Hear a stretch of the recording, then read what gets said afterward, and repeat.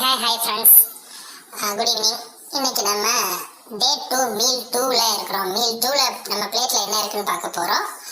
அதுக்கு முன்னாடி மீல் 2 வந்து கொஞ்சம் லைட்டாக தான் இருக்குது. ஏன்னா மீல் 1 ரொம்ப ஹெவியாக இருந்துச்சு. ஸோ மீல் 2ல கொஞ்சம் லைட் தான். அதில் என்னெல்லாம் இருக்குதுன்னா, முதல்ல அரைக்கீரை ஃப்ரை, அப்புறம் கேபேஜ் தேங்காய் போட்டு ஒரு ஃப்ரை, அது கூட வந்து 2 பாயில்டு எக்ஸு, அப்புறம் ட்ரை நட்ஸ் சாப்பிட்ற கஷ்டமாக இருக்கிறதுனால அவளை பவுடர் பண்ணி வச்சுக்கிட்டேன்.